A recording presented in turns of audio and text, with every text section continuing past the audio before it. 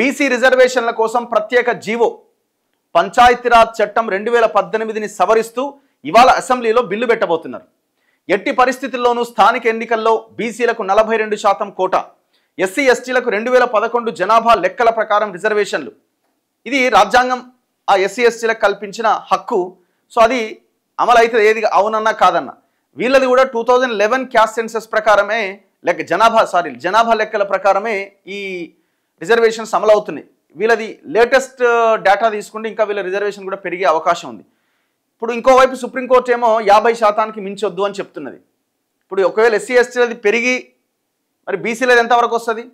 అందుకే భవిష్యత్తులో కూడా ఖచ్చితంగా, ఎందుకంటే ఎస్సీ ఎస్టీలకి రాజ్యాంగమే చెప్పింది వాళ్ళ జనాభా ప్రకారం వాళ్ళ వాటా దక్కాల్సిందే అని.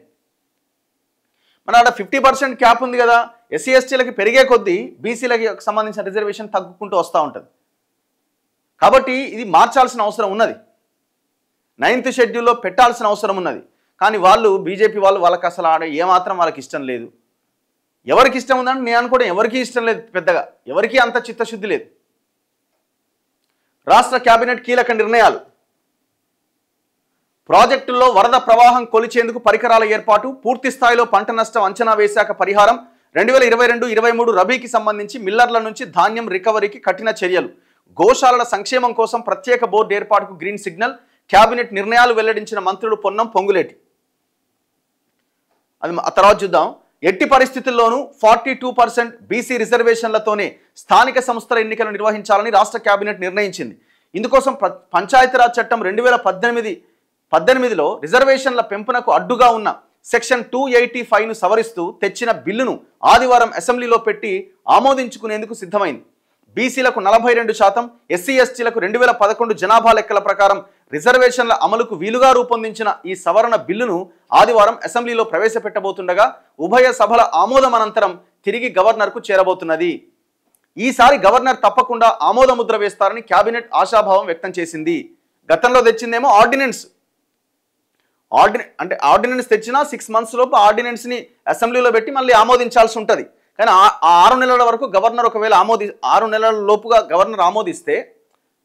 గవర్నర్ ఇమీడియట్గా ఆమోదిస్తే 6 నెలల వరకు అది బిల్లుగానే ఉంటుంది. ఒకవేళ అప్పటికి కూడా అసెంబ్లీ సమావేశమై ఆమోదించకపోతే అది రద్దు అయిపోతుంది. అయితే ఆ ఆర్డినెన్స్ని గవర్నర్ ఆమోదించలే. ఇప్పుడు క్యాబినెట్ అప్రూవ్ చేసి అసెంబ్లీ ఆమోదం తెలపబోతుంది కాబట్టి దాన్ని గవర్నర్కి పంపిస్తే ఖచ్చితంగా గవర్నర్ ఆమోదిస్తాడు అని అనుకుంటున్నారు వీళ్ళు. గవర్నర్ ఆమోదించినా పెండింగ్ పెట్టినా ప్రత్యేక జీవో ద్వారా ఎన్నికలకు వెళ్ళాలి అని నిర్ణయించింది. ఈ విషయంలో అన్ని రాజకీయ పార్టీలు ప్రభుత్వానికి సహకరించాలని కేబినెట్ విజ్ఞప్తి చేసింది. శనివారం అసెంబ్లీ వాయిదా పడిన తర్వాత రాష్ట్ర మంత్రివర్గం అసెంబ్లీ కమిటీ హాల్లో ప్రత్యేకంగా భేటీ అయింది.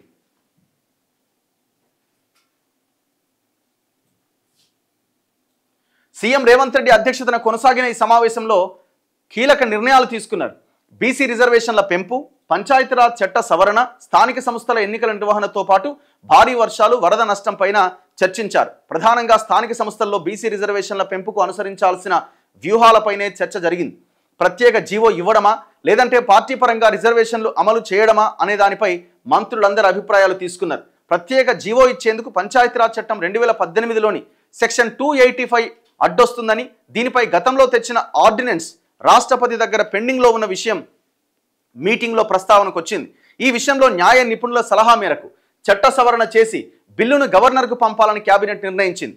అయితే కేబినెట్లో చర్చకొచ్చిన అంశాలు, తీసుకున్న నిర్ణయాలను మంత్రులు పొంగులేటి, పొన్నం సెక్రటేరియట్లో మీడియాకు వెల్లడించారు. బీసీ రిజర్వేషన్లతోనే స్థానిక ఎన్నికలు పెడతాం ఎవరంటున్నారు? మంత్రి పొన్నం. హైకోర్టు ఆదేశాల మేరకు సెప్టెంబర్ 30వ తేదీలోగా స్థానిక ఎన్నికలు ముగించాల్సి ఉన్నందునే ప్రభుత్వం బీసీ రిజర్వేషన్లపై కీలక నిర్ణయం తీసుకుంది. అన్ని అంశాలు పరిగణలోకి తీసుకొని బీసీలకు 42%, ఎస్సీ ఎస్టీలకు 2011 జనాభా లెక్కల ప్రకారం రిజర్వేషన్ కల్పిస్తూ వెంటనే స్థానిక ఎన్నికలు నిర్వహించాలని కేబినెట్ తీర్మానం చేసింది. బీసీ రిజర్వేషన్ల పెంపుకు అడ్డుగా ఉన్న పంచాయతీరాజ్ చట్టంలోని నిబంధన సవరిస్తూ రూపొందించిన పంచాయతీరాజ్ చట్ట సవరణ బిల్లును ఆదివారం అసెంబ్లీలో ప్రవేశపెట్టి ఆమోదింపజేసుకుంటామని ఆయన తెలిపారు.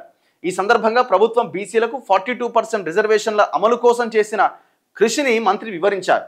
బీసీ రిజర్వేషన్లపై కామారెడ్డి డిక్లరేషన్తో పాటు కులగణన సర్వే, బీసీ డెడికేటెడ్ కమిషన్ ఏర్పాటు, సబ్ కమిటీ రివ్యూలు తదితర ప్రక్రియలు చేపట్టామని గుర్తు చేశారు.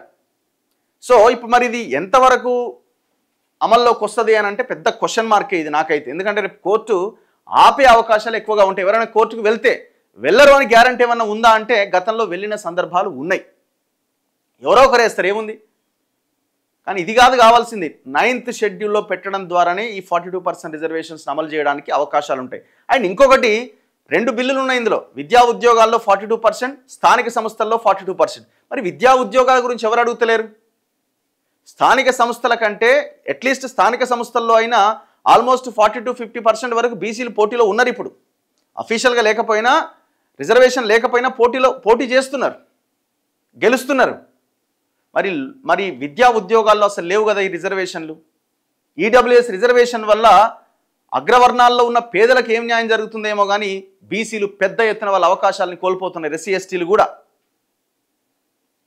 ఎవరి జనాభా ఎంత ఉంటే వాళ్ళకంత వాటా ఇవ్వాలన్న రాజ్యాంగాన్ని తుంగలో దొక్కి ఒక రకంగా వాళ్ళున్న జనాభా కంటే ఎక్కువ రిజర్వేషన్ అక్కడ అమలు చేస్తున్నారు. ఇది వాస్తవాలు కనబడుతున్నాయి మనకి. మరి విద్యా ఉద్యోగాల రిజర్వేషన్ గురించి ఎందుకు అడుగుతలేరు? అండ్ ఇంకొకటి, ఇప్పుడు ఈ పంచాయతీరాజ్ చట్టం 2018 సవరణ దేనికి? ఈ 285 సెక్షన్ ఎందుకు సవరించాలనుకుంటున్నారు? ఆ 285 సెక్షన్ ఏం చెప్తుందంటే 50% క్యాప్ ఏదైతే సుప్రీంకోర్టు చెప్పిందో ఆ సుప్రీంకోర్టు అనుగుణంగా రిజర్వేషన్స్ ఉండాలని ఆ 285 చెప్తున్నది. సో దాన్ని సవరించాలి, 50% క్యాప్ని తీసేయాలి. దానికోసమే ఈ యొక్క అసెంబ్లీ ఆమోదము, దాని తర్వాత గవర్నర్కి పంపడము, గవర్నర్ దాని మీద సంతకం పెట్టడం, ఇవన్నీ దీనికోసమే. గతంలో తెచ్చిన ఆర్డినెన్స్ కూడా దీనికోసమే. కాకపోతే ఆర్డినెన్స్ మీద గవర్నర్ సంతకం పెట్టకుండా రాష్ట్రపతి దగ్గరికి పంపిండు. అది అక్కడ పెండింగ్లో ఉంది. సో అది అక్కడ పెండింగ్లో ఉండగానే ఇప్పుడు అసెంబ్లీ సమావేశం అవుతుంది కాబట్టి అసెంబ్లీలో ఆమోదించి మళ్ళీ గవర్నర్కి పంపిస్తారు. గవర్నర్ ఇమీడియట్గా బిల్లు దాని మీద సంతకం పెడితే వెంటనే గవర్నమెంట్ జీవో ఇస్తుంది. ఇక వీళ్ళు ఎట్లాగో ఎలక్షన్స్కి వెళ్దామని డిసైడ్ అయిపోయారు కాబట్టి హైకోర్టు కూడా ఒక డెడ్ లైన్ పెట్టింది కాబట్టి సెప్టెంబర్ 30 అని. ఇక గవర్నరు సంతకం పెట్టినా పెట్టకపోయినా, ఒకవేళ టెక్నికల్గా ఏమైనా ఇష్యూస్ ఎదురైనా ఎదురవ్వకపోయినా ఏమైనా వీళ్ళు జీవో ఇచ్చి పడేయాలన్న ఆలోచనతో వీళ్ళు ఉన్నారు. సింపుల్గా మనకు అర్థమైంది ఏంది, ఈ జీవో ద్వారా మేము రిజర్వేషన్స్ ఇవ్వడానికి మేము ప్రయత్నం చేసినాం, కాలే, ఏం చేయమంటారు మరి అనే కాడికి వస్తుంది కథ. అంతకు మించి ఇందులో ఏమి వచ్చే అవకాశం ఏం లేదు.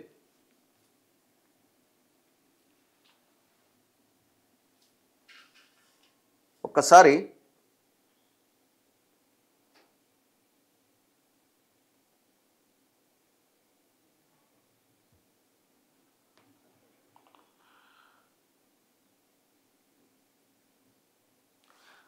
బీసీ ఇంటలెక్చువల్ ఫోరం చిరంజీవులు గారికి ఒకసారి ఫోన్ చేద్దాం.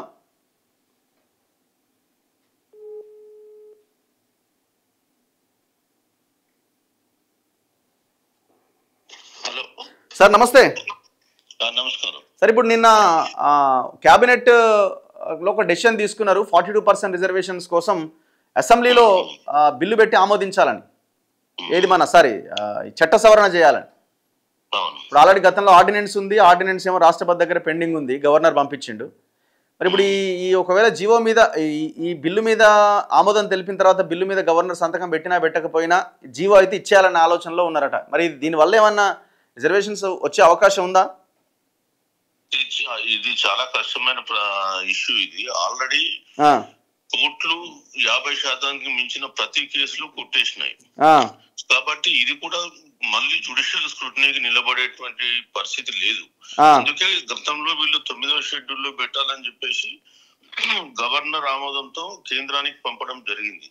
కానీ మళ్ళీ దాన్ని కాదని చెప్పి మళ్ళీ ఆర్డినెన్స్ ఇవ్వడం, మళ్ళీ కాదని చెప్పేసి మళ్ళీ జీవో ఇవ్వడం, ఇవన్నీ గతంలో జీవోలు ఇచ్చి ఉన్నారా, జీవోలన్నీ కూడా హైకోర్టులు కొట్టేసినాయి, సుప్రీంకోర్టులు కూడా కొట్టేసినాయి. కాబట్టి మళ్ళీ ఒక బీసీలకి ఏంటంటే మేము ఏదో చేస్తున్నాం అని చూపించడానికి వీళ్ళు చేస్తున్న తాపత్రయం ప్రయత్నం తప్ప అందులో బీసీలకు ఉరగబోయేది ఏం లేదు. మళ్ళీ 100% కోర్టుల పరీక్షలకు నిలబడవు.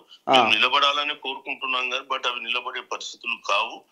శాశ్వతమైన పరిష్కారం అంటే ఓన్లీ 9వ షెడ్యూల్లో చేర్పించడమే అని మొదటి నుంచి చెప్తున్నాం, ఇప్పుడు కూడా అదే చెప్తాం. సో ఏ ఒక్కరైనా కోర్టుకు వెళ్తే ఇది ఆగిపోయే అవకాశం ఉంటుందా?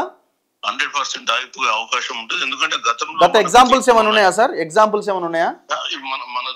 మన దగ్గరనే మనకి ఇప్పుడు 2018లో వీళ్ళు ఆల్రెడీ ఒక జీవో ఇచ్చి ఉన్నారు గతంలో 34% రిజర్వేషన్ అని. కోర్టు హైకోర్టు కొట్టేసింది. సుప్రీం కోర్టుకి వెళ్తే కూడా సుప్రీంకోర్టు ఇమ్మీడియట్ గా మీరు విత్డ్రా చేసుకోండి అంటే అప్పుడు ఆర్డినెన్స్ ఇచ్చి ఆర్డినెన్స్ ద్వారా 22% రిజర్వేషన్ ఇచ్చి ఎన్నికలు జరిపారు. సో మళ్ళీ ఇప్పుడు మళ్ళీ అదే సేమ్ జీవో ఇవ్వడం వల్ల ప్రయోజనం ఏముంది? మళ్ళీ సేమ్ కోర్టులో అదే జడ్జిమెంట్లు ఇస్తే మళ్ళీ అదే జరుగుద్ది. మళ్ళీ ఇప్పుడు 9th షెడ్యూల్ లో పెట్టినంత వరకు మళ్ళీ మనం ఏం చేసినా మళ్ళీ పాత పద్ధతి ప్రకారం ఎన్నికలు జరపాల్సిన పరిస్థితి వస్తుంది. 22%. ఇప్పుడు ఎవరు కోర్టుకు వెళ్ళినా ఆగిపోయే అవకాశం ఉంది అంటారు. 100% ఎవరో ఒకరు బోకే మానరు, కోరుకుందాం మాత్రం 100% అవుతారు. Right sir, thank you. Right. So ఇది విషయము. వాళ్ళు ఎందుకు జీవో ఇస్తున్నారంటే మీకు అర్థమైపోయే ఉంటుంది.